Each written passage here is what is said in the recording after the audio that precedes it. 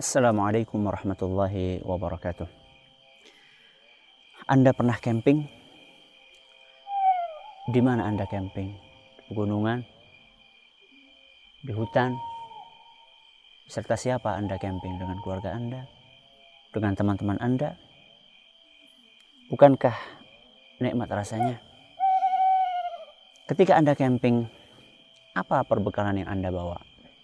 Biasa Ustadz, kita bawa kayak tenda seukuran berapa yang akan ikut camping, kemudian mungkin bawa mie instan, kemudian bawa senter, bawa baju beberapa potong, ya bawa beberapa kebutuhan yang kira-kira bisa diperlukan ketika sedang camping. Saya ingin bertanya, ada nggak di antara Anda yang camping sambil bawa semen, ya, bawa semen, bawa pasir, kemudian bawa genteng, bawa batu bata, dan membawa sekian barang material untuk bangun rumah? Ada enggak? Duh, ngapain Ustadz kita camping? Kita ini mau camping atau mau bangun rumah? Kalau ada orang camping bawa seperti itu namanya camping nyeleneh Ustadz. Oh gitu ya, camping nyeleneh ya? Iya Ustadz. Sekarang saya katakan ternyata banyak di antara manusia yang hidup di dunia ini seperti orang yang sedang camping nyeleneh tadi. Mari kita dengarkan sebuah hadis yang dituturkan oleh salah seorang sahabat Nabi SAW yang diriwayatkan oleh Imam At-Tirmidzi dan dinyatakan hasan sahih oleh beliau. Kata sahabat Nabi SAW, pada suatu hari Nabi kita Muhammad SAW tidur dengan beralaskan sebuah tikar. Manakala beliau bangun, tikar tersebut membekas di tubuh beliau. Kelihatan tergaris-garis bekas tikar. Salah seorang sahabat berkata kepada Nabi SAW, wahai Rasul, apa tidak sebaiknya kami bikinkan kamu kasur yang empuk sehingga kamu bisa nyaman tidurnya, dan setelah kamu bangun dari tidur kamu tidak ada bekas apa-apa di tubuh kamu? Apa kata Nabi SAW? Mali walid dunia. Apa keperluanku di dunia ini? Kata beliau. Mali walid dunia. Apa keperluanku hidup di dunia ini? Ma ana fid dunia illa karakibin istadalla tahta syajaratin thumma raha wa tarakaha. Kata Nabi SAW, saya hidup di dunia ini hanyalah seperti seorang yang sedang melakukan perjalanan. Di tengah jalan dia bernaung di bawah sebuah pohon. Mungkin karena kepanasan, mungkin karena kehujanan, dia bernaung di bawah sebuah pohon. Setelah hujan itu reda atau setelah panasnya hilang, kemudian dia meninggalkan pohon tersebut dan berjalan kembali. Jadi Nabi SAW mengumpamakan hidup beliau di dunia adalah seperti orang yang numpang lewat.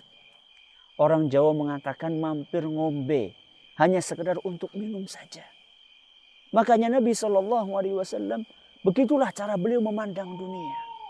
Tidak seperti kita yang memandang dunia seakan-akan dunia adalah tempat tinggal kita untuk selamanya. Sehingga kita melakukan apapun yang bisa kita lakukan di dunia ini. Loh Ustadz, apa berarti kita nggak boleh bangun rumah yang permanen di dunia ini? Bukankah kita itu seperti orang yang sedang numpang mampir? Bukankah kita seperti orang yang sedang musafir? Apa nggak boleh kita bangun rumah yang permanen? Kita beli mobil di dunia ini.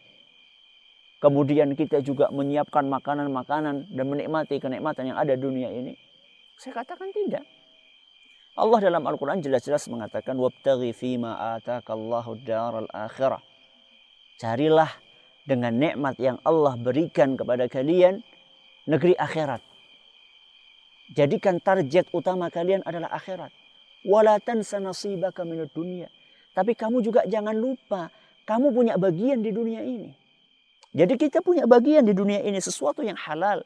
Kita diperbolehkan untuk membangun rumah kalau misalnya uangnya halal. Kita diperbolehkan untuk menikmati kenikmatan-kenikmatan duniawi yang halal berupa makanan, wanita, dan seterusnya. Tapi yang jadi pertanyaan adalah, sudahkah kita proporsional di dalam menyiapkan bekal kita untuk hidup di dunia ini dengan bekal kita nanti di akhirat? Sudahkah kita proporsional? Saya akan bawakan sebuah ilustrasi.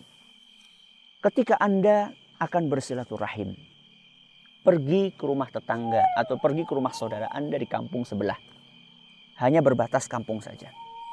Bagaimana persiapan Anda? Ya biasa Ustadz, pakai baju yang nempel di tubuh ini, kemudian ya mungkin hanya pakai sendal jepit, jalan ke sana bawa sedikit oleh-oleh, kemudian di situ ngobrol 10 menit, 20 menit, setelah itu pulang. Oke, itulah yang Anda lakukan ketika saudara Anda dekat. Tapi coba bagaimana ketika Anda ingin silaturahim, berkunjung ke saudara Anda yang berada di luar kota atau bahkan di luar pulau atau bahkan di luar negeri. Apa yang Anda persiapkan? Dan Anda ingin tinggal di sana selama seminggu atau 2 minggu atau 1 bulan. Mungkin yang akan Anda persiapkan adalah Anda akan membawa pakaian 1 koper gede. Anda akan bawa duit yang banyak. Anda akan bawa ini dan itu. Kenapa Anda membedakan persiapan Anda ketika Anda berkunjung ke tetangga Anda atau ke saudara Anda yang berada di kampung sebelah dengan ketika Anda berkunjung ke saudara Anda yang jauh di luar pulau? Kenapa Anda bedakan? Padahal dua-duanya sama-sama saudara. Ya jelas Ustadz, mudah jawabannya. Kita bedakan karena jaraknya beda, di sana lebih jauh dan kita akan tinggal lebih lama di sana. Ya itulah yang saya katakan tadi. Kita hidup di dunia ini yang cuma sementara.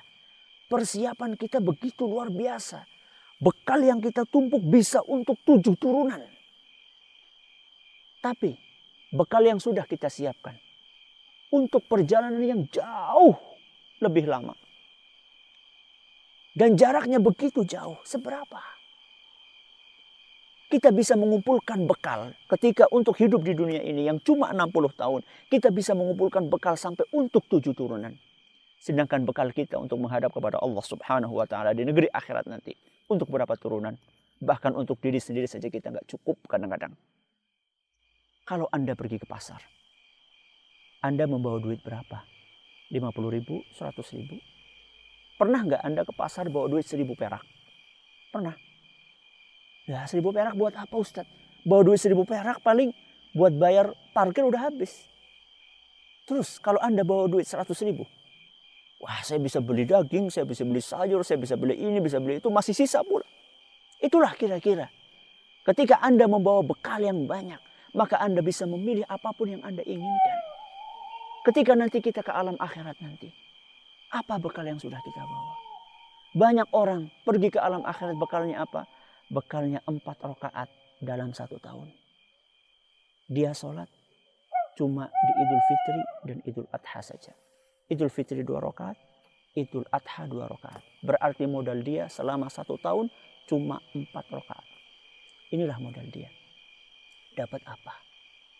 Dapat apa di alam akhirat nanti dia? Subhanallah. Maka mari kita berusaha untuk proporsional di dalam mengumpulkan bekal. Perjalanan kita di akhirat jauh sekali. Kita hidup di dunia cuma 60 tahun, 70 tahun. Setelah itu kita mau kemana? Setelah itu kita akan ke alam akhirat. Di alam akhirat sana 1 hari sama dengan 50.000 tahun di dunia. Maka perjalanannya jauh lebih panjang. Mari kita kumpulkan bekal sebanyak-banyaknya. Kita terus beramal dan beramal sesuai dengan ilmu yang diajarkan oleh Rasul Sallallahu Alaihi Wasallam. Jangan pernah kita menganggap bekal kita sudah cukup, karena bisa jadi amal yang kita lakukan belum tentu diterima oleh Allah Subhanahu Wa Taala. Terus kita beramal dan beramal mengamalkan firman Allah Subhanahu Wa Taala, wa'bud rabbaka hatta ya'tiyakal yaqin. Beribadahlah kalian kepada Allah sampai datang ajal. Ketika ajal datang, saat itulah kita berhenti untuk beramal. Sekarang waktunya beramal. Kata Ali bin Abi Thalib radhiyallahu anhu, "Fal yawma 'amalun wala hisab." Hari ini kita beramal, penghitungan belum datang. Ghadan hisabun wala amal. Tapi nanti di alam akhirat yang ada hanyalah penghitungan amalan dan tidak ada lagi kesempatan untuk beramal. Jangan sampai kita terlambat untuk beramal. Semoga yang sedikit ini bermanfaat buat kita semua. Wallahu ta'ala a'la wa a'lam. Wassalamualaikum warahmatullahi wabarakatuh.